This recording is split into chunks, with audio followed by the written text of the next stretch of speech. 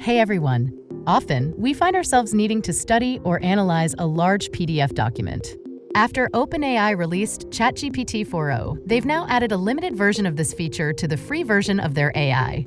This allows you to easily upload your PDF file to ChatGPT and ask it to analyze or summarize the content for you. You can also ask specific questions about the document's content, or even request it to prepare an article based on the document. First, you'll need to create a free account with OpenAI. You can do this by going to their website and signing up with your Google account.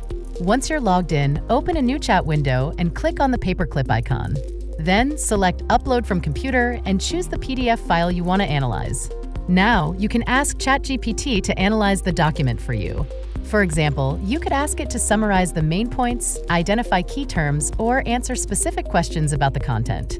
ChatGPT will then process your request and provide you with the results.